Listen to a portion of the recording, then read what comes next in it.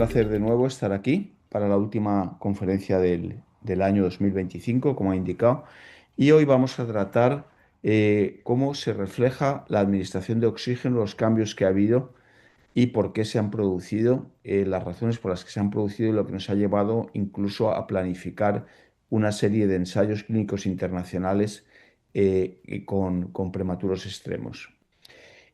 Todos ustedes saben que recientemente fueron publicadas las guías de reanimación de la American Heart Association, de la American Academy of Pediatrics y del ILCOR.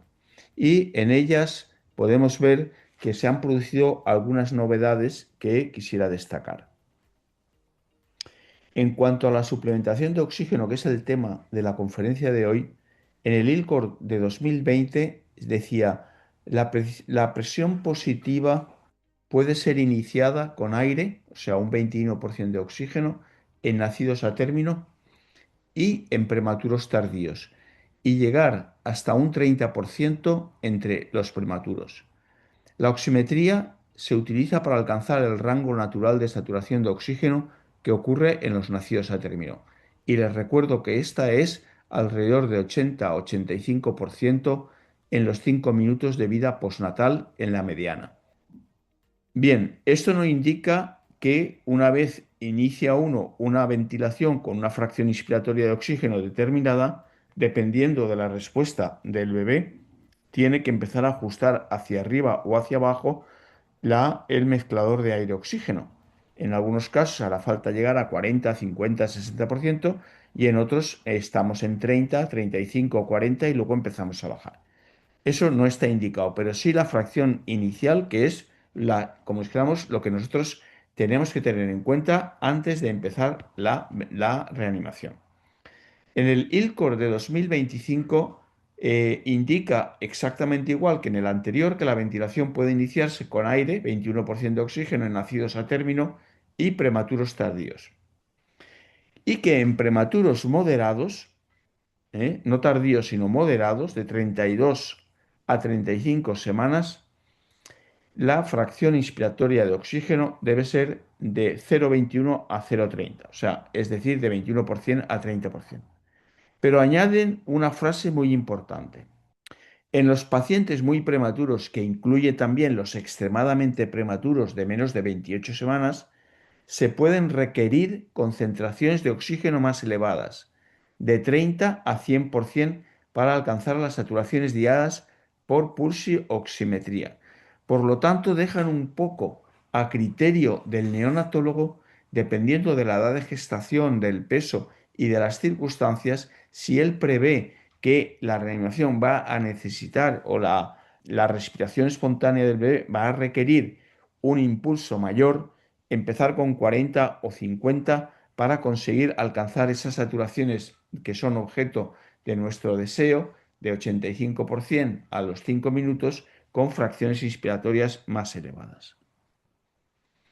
En el ILCOR de 2020, respecto al retardo del pinzamiento de cordón, se decía que tras un parto no complicado a término o pretérmino tardío, es razonable retardar el pinzamiento de cordón hasta que el recién nacido es colocado sobre su madre, secado y se le evalúan la respiración, el tono y la actividad. En otras situaciones, el pinzamiento y corte de cordón puede ser diferido mientras se evalúa la transición respiratoria, cardiovascular y termal para las intervenciones iniciales puestas en práctica. Y en el parto prematuro también hay ventajas potenciales para retardar el pinzamiento de cordón. El ILCOR 2025 es muy concreto. Dice que el equipo neonatal debe comunicar y planificar junto con el equipo obstétrico, y eso es muy importante, la optimización del manejo del cordón umbilical. Hay que hablar con ellos y ver qué es lo que va a pasar. Edad de gestación, cómo ha evolucionado el parto, si ha habido antecedentes durante la dilatación, frecuencia cardíaca fetal, emisión de meconio, etcétera. Y en caso de que no haya grandes problemas, se puede retardar el pinzamiento al menos durante 60 segundos. O sea, se amplía de 30 a 60 segundos en todos los casos, excepto en aquellos prematuros que exijan una reanimación inmediata. También saben ustedes que con las cunas estas que se acoplan a la zona del parto, a la zona cesárea o a la zona vaginal, a veces se puede iniciar la estabilización dejando simplemente al bebé, calentándolo y dejándolo que adquiera buena temperatura e inicie la respiración espontánea sin necesidad de pinzar el cordón. Y esto facilita a veces que podamos incluso prolongar hasta 90 o 120 segundos el retardo de pinzamiento. Por lo tanto, los dos cambios relevantes que nos afectan en la sala de partos es que la fracción inspirada de oxígeno inicial, cuando estamos con prematuros muy prematuros, menores de 32 semanas, puede estar entre 30 y 100% para alcanzar las saturaciones diarias, y esto debe ser determinado por el neonatólogo al cargo de la reanimación. Y la actuación conjunta obstétrico-neonatal para retardar el pinzamiento de cordón tanto en nacidos a término como prematuros tiene que ser de al menos 60 segundos si no requieren reanimación. Si requieren reanimación, intentar que sea 30 segundos o realizar un pinzamiento y un ordeño del cordón. ¿Por qué es tan importante ajustar la suplementación de oxígeno en la transición fetal neonatal?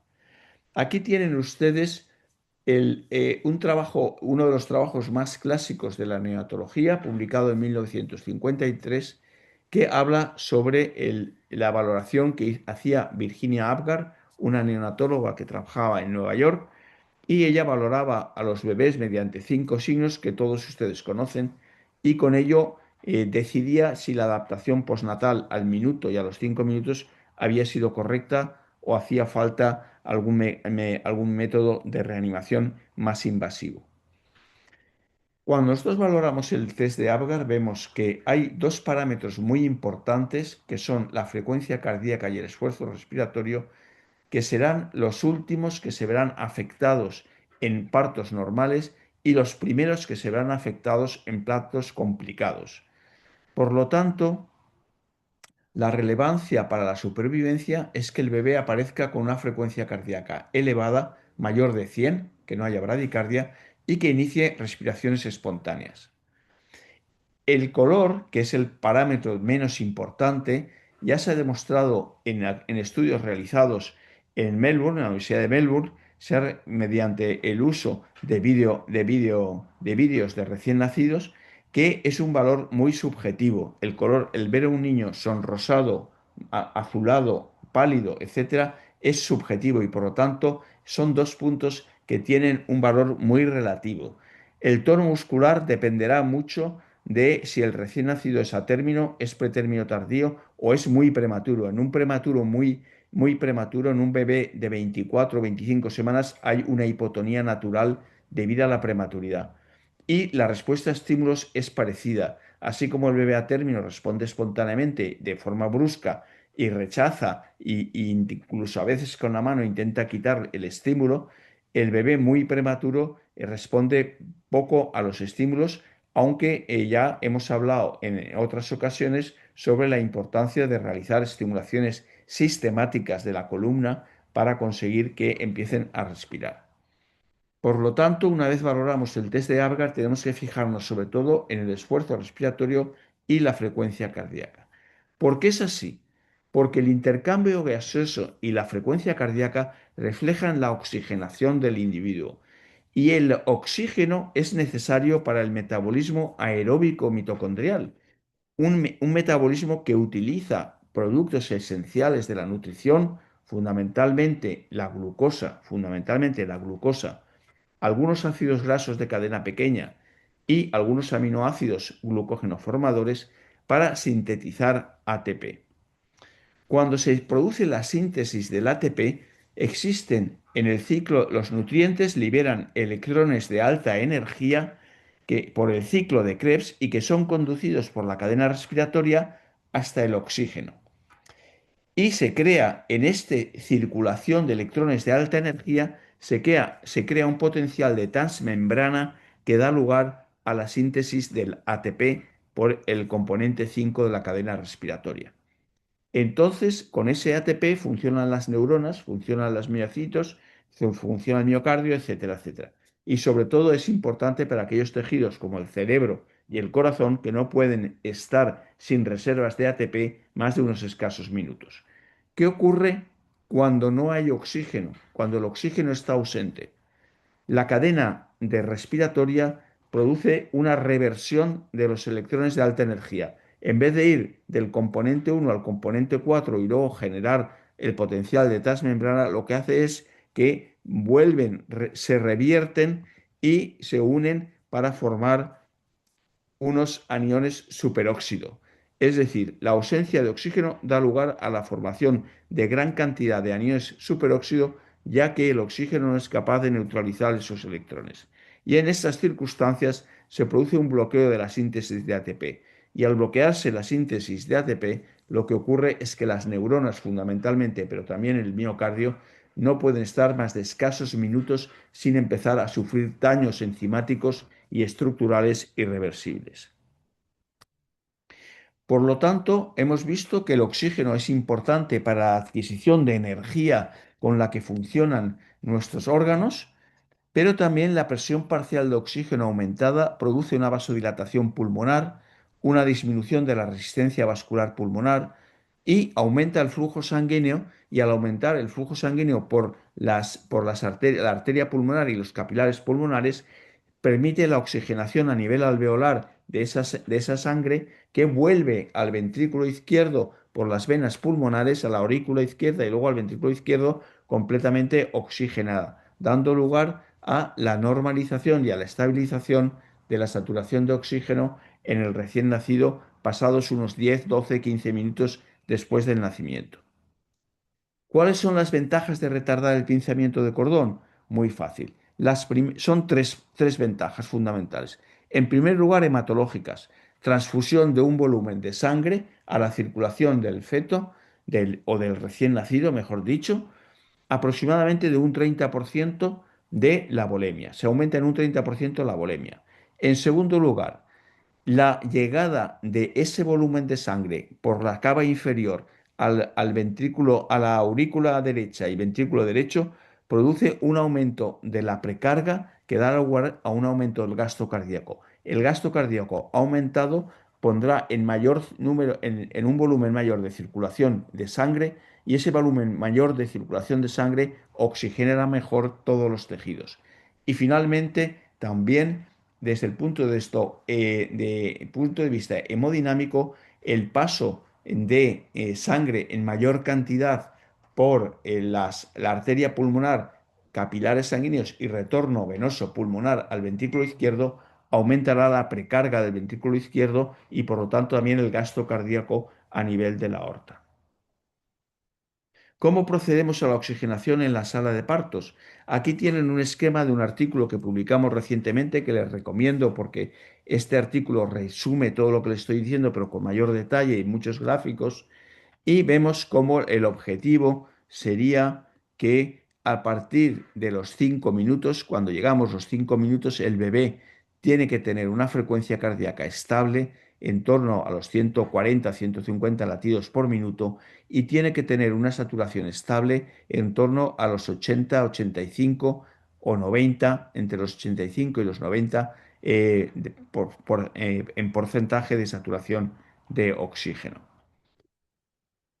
¿Qué preguntas nos estamos haciendo, sobre todo cuando estamos con bebés muy prematuros en la sala de partos, que son los que nos van a dar más problemas y donde la habilidad y la preparación del equipo de reanimación y del hospital donde nace ese bebé, que deberían ser hospitales de referencia regional, van a atender, y tenemos que procurar que durante esos 10-15 primeros minutos no se produzcan daños, se estabilice al paciente y no se sufra ni una hipoxia excesivamente prolongada con daño importante, o una hiperoxia que también va a producir daños a más largo plazo.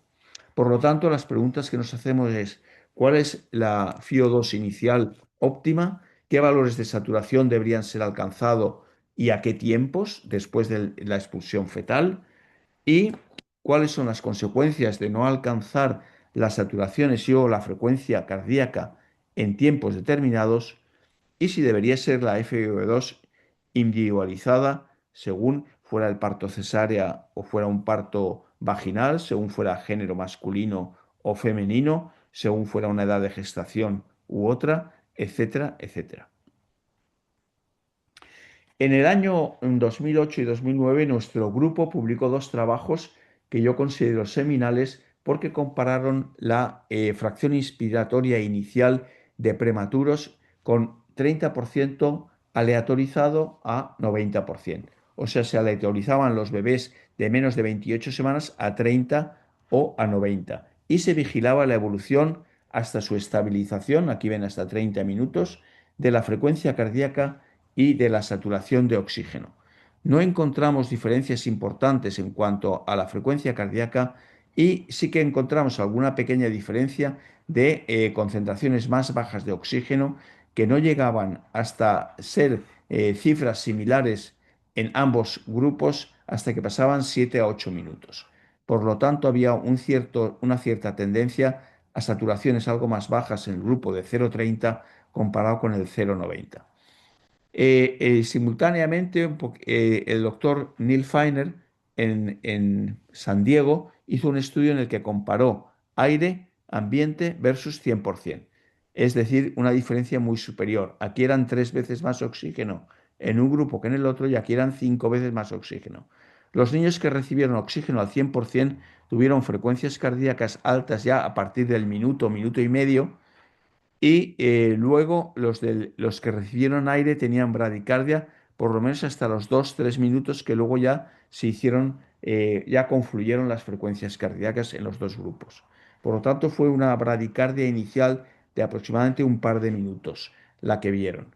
Sin embargo, la saturación de oxígeno fue mucho más baja. Ven aquí que estos tenían 40-50% los del grupo de aire ambiente, muy baja, y no llegaron hasta los 80, aproximadamente hasta los 7, 8 minutos aquí, y ya hasta los 90, prácticamente hasta los casi los 10 minutos. Estos estudios lo que indicaron es que se podía reanimar con 30%, nuestros resultados habían sido buenos, y esto, ir aumentando las necesidades, como venía en el artículo que publicamos, de la fracción inspiratoria de oxígeno según la respuesta, con la idea de alcanzar 85% a los 5 minutos. Sin embargo, en el año 2017, o sea, mucho más recientemente, 8 años después, el Torpedo Trial convoca a una serie de hospitales para comparar lo mismo que había hecho el doctor Feiner, la necesidad de reanimar con fracción inspiratoria de aire ambiente versus 100%. Y ellos lo que observan es que en los niños menores, aquí en el panel de la derecha, de 28 semanas, observan lo mismo que el doctor Feiner, que la saturación de oxígeno es muy baja en estos niños y no llega a alcanzar los 85% hasta los 7 u 8 minutos. En los niños mayores de 28 semanas, esto se acortaba, no había tanta diferencia y había un acortamiento confluyendo un poquito antes.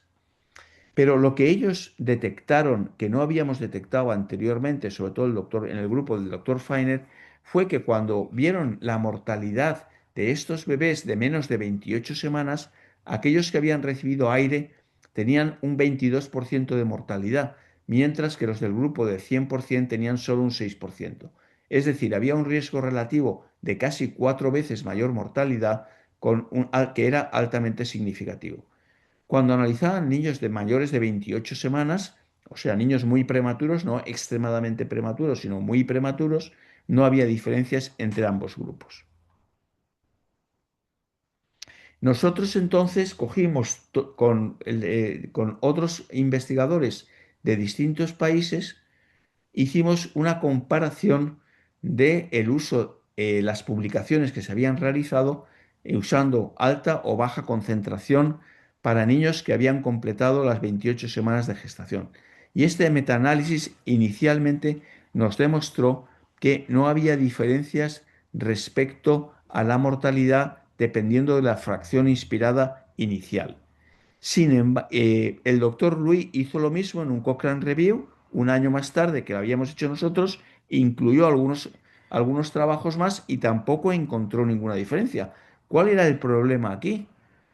Pues nosotros tampoco pudimos encontrar en el Cochrane Review discapacidad para el neurodesarrollo, es decir, parecía que había una mortalidad similar, neurodesarrollo similar, independientemente de la fracción inspirada inicial, lo cual nos causaba una cierta perplejidad. Lo que analizamos después, y esto que es la clave de las nuevas cambios que se han producido en el ILCOR y en la Academia de Pediatría, fue no en la fracción inspirada inicial, sino el alcance de saturaciones diana. Es decir, si usted empieza con 100% y llega a los 5 minutos al 85% y usted empieza con 21 o 30 o 40 y alcanza los 85% a los 5 minutos, la probabilidad de esos dos niños de evolucionar de una forma similar es la misma. Sin embargo, si usted no alcanza la saturación de 85% a los 5 minutos, ese niño tiene mayor riesgo de hemorragia intraventricular o de mortalidad. El problema era, el problema era que estos niños, cuando se empezaba, y esto es lo que les quiero mostrar, cuando ustedes empiezan con fracciones inspiradas de oxígeno de 21 o por debajo de 30%, de 30, 25, 21, la probabilidad de que ese niño alcance saturaciones de 85 o más a los 5 minutos es mucho menor. Por lo tanto, habrá más probabilidad en ese grupo de niños de que haya una muerte, como ven aquí, niños que no han alcanzado 80% tienen 2,4 veces más probabilidad de morir que los que han alcanzado más de 85 y también mayor probabilidad de 4,5 veces mayor de tener una hemorragia mayor de grado 3. Ven aquí, niños que no han alcanzado 80% tienen este porcentaje de hemorragias intraventriculares, mientras que los niños que han alcanzado más de 85 la tienen muy inferior, por lo tanto 4,5 veces menor. Por lo tanto, quiero que entiendan bien este concepto. Se trata de que tenemos que utilizar la fracción inspiratoria inicial que, que favorezca al máximo el alcanzar saturaciones de más de 80% a los 5 minutos en los grandes prematuros. Y esto se consigue no solo con la fracción inspirada inicial estática, sino adaptando el mezclador de aire-oxígeno, subiéndolo o bajándolo de acuerdo con la respuesta de la frecuencia cardíaca y del pulsoxímetro que tiene que tener todo niño en la mano derecha, un pulsoxímetro preductal. Nosotros dimos un paso más, vamos a ver si existe una afectación del neurodesarrollo. Y efectivamente vimos que cuando valorábamos si habían empezado con 30 o con 60%, no había diferencias en cuanto al neurodesarrollo, pero cuando hacíamos la comparación de aquellos niños que no habían alcanzado 80 comparativa con los que habían alcanzado 80 y más, sí que había una significación elevada en favor de tener un neurodesarrollo normal. Y aquí tienen ustedes la publicación de 2021 en la que concluimos que la utilización de una fracción inicial alta o baja no se asoció con diferencias, sin embargo no alcanzar la saturación, como les he explicado, era la causa de ese desvío en la mortalidad y en la discapacidad. Pero aparte del oxígeno, también hemos estudiado la frecuencia cardíaca. La frecuencia cardíaca es muy importante y el objetivo de este estudio multicéntrico internacional, que llamado BRADIPREM, era que primero saber la incidencia de bradicardia, o sea, frecuencia cardíaca por debajo de 100 latidos por minuto, en prematuros menores de 32 semanas en los 10 primeros minutos de vida en la sala de parto. Y luego, si se asociaba una bradicardia prolongada durante la reanimación con una mayor morbilidad y mortalidad en la sala de partos y en la UCI. Y si se combinaban los dos factores, si había una bradicardia y una saturación baja, si esto tenía efectos aditivos adversos. Aquí tienen el diseño, usamos bases de datos, los estudios los seleccionamos en aquellos que se habían registrado la frecuencia cardíaca, la saturación, la mortalidad, la morbilidad, etcétera, etcétera. Incluimos 7 estudios y definimos no bradicardia si no había ninguna frecuencia menor de 100 registrada, transitoria si la frecuencia es por debajo de 100 en los primeros 10 minutos eran menores a 1 minuto y prolongadas si las bradicardias eran superiores a 2 minutos. Y aquí tienen ustedes los 535 pacientes estudiados, prematuros de 28 o 27 semanas, cuando eran de 27 semanas, cuando había diferencia en la edad de gestación a menor, más probabilidad de que tuvieran bradicardia prolongada. Lógicamente, una adaptación más complicada. Ocurría lo mismo con el peso al nacimiento y no había diferencias en cuanto al sexo. Tampoco esteroides, cesárea, etcétera. Pero aquí mismo aparece otra vez que cuando había saturaciones menores de 80 a los 5 minutos, esos niños tenían una muy elevada significación para desarrollar bradicardias prolongadas. Hasta un 38% de esos niños desarrollaban bradicardias prolongadas. Por lo tanto, había que alcanzar saturaciones de 85 no solo para evitar la hipoxemia y el dado subsiguiente, sino para que el gasto cardíaco fuera menor y, consiguientemente, tanto miocardio a través de las coronarias, sistema nervioso central y otros órganos recibieran un adecuado volumen de sangre. Y la duración de la bradicardia se asociaba con mayor mortalidad. Aquí tienen ustedes los niños que no tuvieron bradicardia, tuvieron una mortalidad del 3% frente a un 15% de las que tuvieron bradicardia prolongada. También hubo diferencias en cuanto a la hemorragia intraventricular y también hubo diferencias en cuanto a la combinación de muerte y hemorragia intraventricular, que era de un 6% en aquellos que no tuvieron bradicardia, un 19% cuando era la bradicardia transitoria, es decir, de 1 minuto, y un 25% cuando eran bradicardias prolongadas, es decir, elevada significación. Y aquí tienen cuando coincidían las saturaciones bajas a los 5 minutos y bradicardia prolongada, era la peor situación posible, con una mortalidad del 18%, o sea, casi 1 de cada 5 niños. Esto resume todo lo que les he expuesto y no voy a profundizar más en ello porque ya es decirles eso, la saturación y la frecuencia en los primeros 5 minutos después de expulsar el feto son marcadores muy fiables de muerte neonatal precoz y hemorragia intraventricular. Por eso yo les insisto en que a los 5 minutos no solo anoten el valor del Apgar, anote también la frecuencia cardíaca en ese momento y la saturación. Y con esos datos podrán predecir el riesgo de esos bebés, un riesgo extremado a mortalidad o a hemorragia intraventricular y tendrán que tener más precaución con ellos.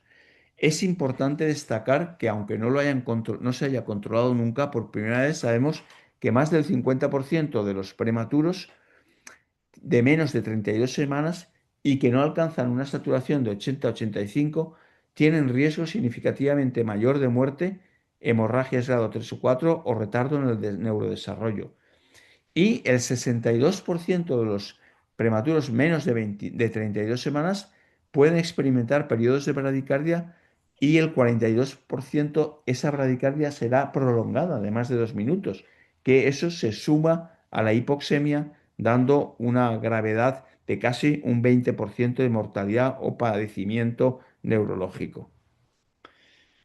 Eh, Bien, lo que hemos hecho posteriormente es profundizar en el análisis de los resultados y entonces hemos hecho un Individual Patient Data Meta-análisis, con lo cual lo que hemos comprobado es que, incluyendo 1.003 pacientes que habían recibido oxígeno bajo inicial, oxígeno intermedio, bajo sería menos de 30, intermedio entre 40 y 60 y elevado más de 90, en este análisis de estos estudios comprobamos que cuando comparamos aquellos que empezaron con alta versus aquellos que empezaron con baja, mediante un análisis bayesiano de los datos individuales de cada uno de los 1.000 pacientes, tuvimos, tuvimos una significación estadística positiva, un odds ratio de 0,45, indicando que la utilización de elevadas concentraciones mayores de 90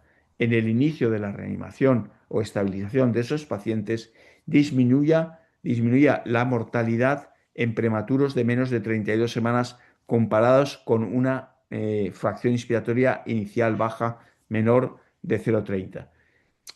Como los artículos estos que hemos utilizado para obtener los datos son heterogéneos, diseño diferente, hay variabilidad en cuanto a las edades de gestación, etcétera, etcétera, aunque esto es de gran significación médica y promueve el uso de fracciones inspiradas para empezar y luego ajustar en la reanimación, todavía haría falta un estudio más con mayores número de pacientes preparado estadísticamente con una potencia suficiente para poder darles esta noticia con mayor veracidad y establecerlo ya como un régimen fijo en la sala de partos. En este Individual Participant Data Network Meta-análisis sugiere que el uso de una fracción inspirada inicial elevada, mayor o igual a 90%, puede estar asociada a un descenso de la mortalidad comparada con una fracción inspirada menor o igual a 30 en prematuros menores de 32 semanas. Tenemos que seguir considerando el oxígeno como una medicación agresiva capaz de causar complicaciones a corto y largo plazo. Por lo tanto, no es cuestión de poner el oxígeno al 100% y mantener toda la reanimación, sino que hay que utilizar el oxígeno mínimo necesario para mantener las saturaciones dentro del rango de normalidad. Inicialmente empezar con fracciones inspiradas de 40, 50, 60 y a los 2 o 3 minutos, según la evolución de la frecuencia y de la saturación, empezar a bajar para mantenerlo dentro del rango de 85 a 95. Es mandatorio la monitorización continuada durante la estabilización en la sala de partos, así como ajustar la fracción inspirada para mantener la saturación en los límites deseados, evitando mantener al prematuro tiempo prolongado a elevadas concentraciones de oxígeno. Eso sigue siendo tóxico y dañino. Y ahora les presento, motivo de orgullo, que nos han publicado este trabajo en la revista JAMA, en el Journal of the American Medical Association. Saben que es una revista de elevadísimo impacto, entre las 5 revistas de mayor impacto del mundo, y ahí han publicado un estudio multicéntrico internacional en el que han participado Australia, Malasia, Singapur, o sea, países asiáticos, y España está representada por 8 centros que he coordinado yo y dirigidos por nuestro grupo de investigación. Y entonces aquí lo que hemos comparado es en más de 1.000 pacientes, 1.400 pacientes, el inicio con 30 versus el inicio con 60. Por lo tanto, ya tenemos valores de potencia estadística suficientes para empezar a sacar datos. El outcome primario era muerte o daño cerebral a las 36 semanas postmenstruales. En los daños secundarios, toda causa de mortalidad o daño cerebral, y los daños terciarios, la posibilidad de alcanzar saturaciones mayores o iguales a 80 a los 5 minutos, los resultados de la reanimación, si había hecho falta intubación, si había hecho falta masaje cardíaco, administración de adrenalina, etcétera, morbilidades habituales en periodo neonatal, retinopatía, enterocolitis, sepsis, etcétera, y el neurodesarrollo a los 2 años. Hubo 1.641 pacientes que fueron aleatorizados, 827 a la elevada oxigenación, 100%, y 814 a baja oxigenación, es decir, aire ambiente. Perdón, 60 la elevada y 30 la baja. 60 y 30. Se excluyeron por distintas razones y al final fueron incluidos en el estudio los resultados de 728 pacientes del 30% y 741 del 60%. Aquí tienen ustedes la evolución de la fracción de las necesidades de oxígeno. Como ven, el grupo que empezó con baja oxigenación, 0,3, necesitó que se le fuera subiendo el oxígeno a los 2 minutos a 42, 43, a los 3 minutos a 50 y a los 4 minutos estaban con una necesidad de 60. Luego mantuvieron 60 y a partir de los 5 o 6 minutos fueron bajando las necesidades hasta acabar a los 10 minutos con una fracción de alrededor de 55.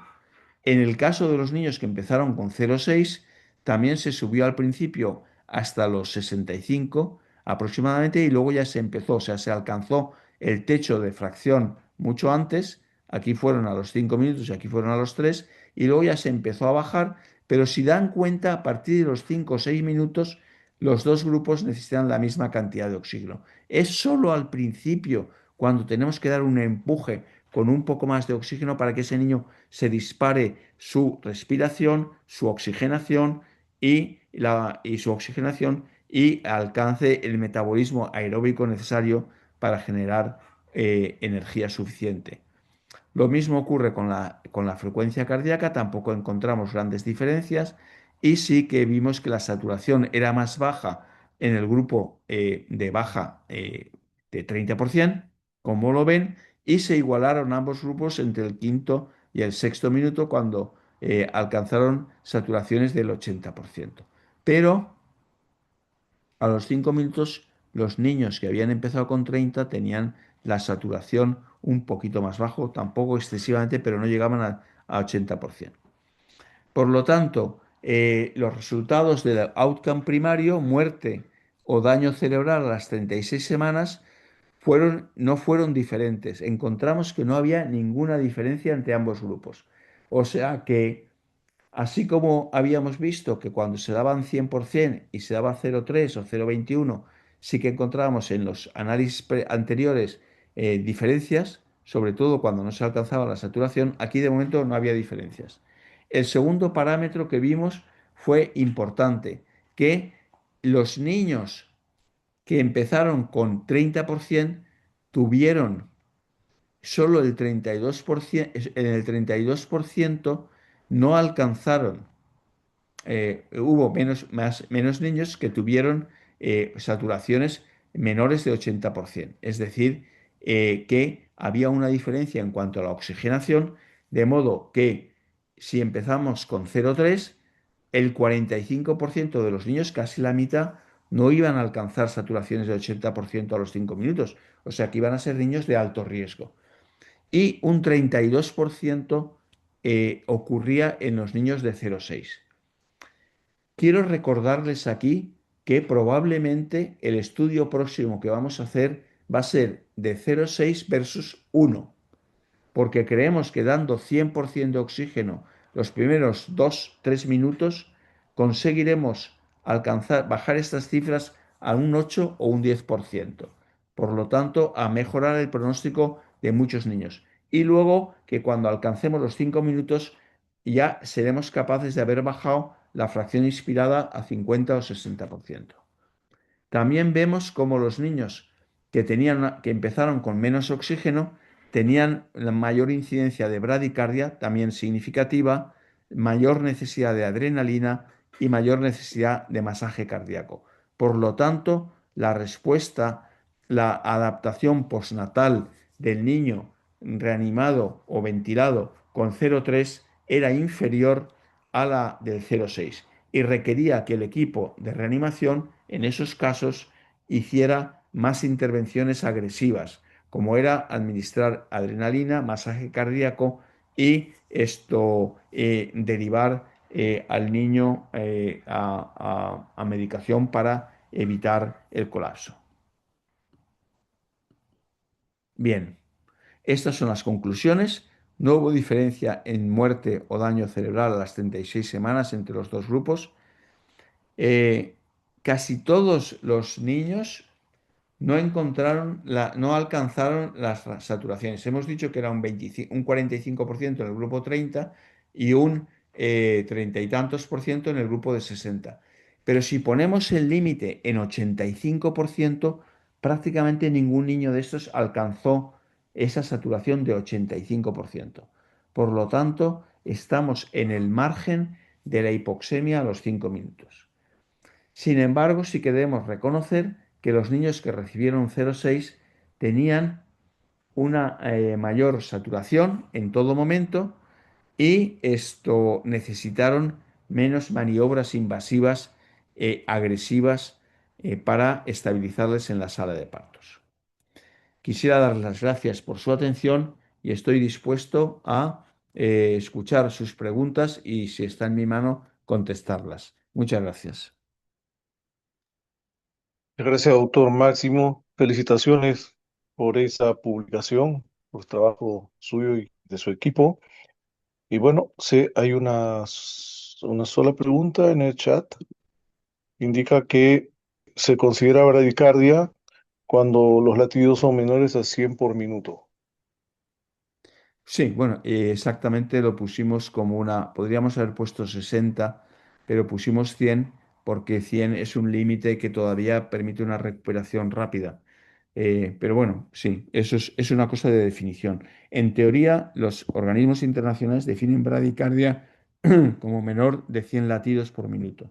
Y en bradicardia extrema, cuando son menor de 60, y eso ya menor de 60 porque entra ya en juego la utilización de oxígeno al 100%, pero también la administración de masaje cardíaco y, en caso de no recuperación con masaje cardíaco, la administración de adrenalina. Mientras que con 90, 95, 80 latidos por minuto, lo que se intenta es ventilar, subir el oxígeno y ver si con eso es suficiente.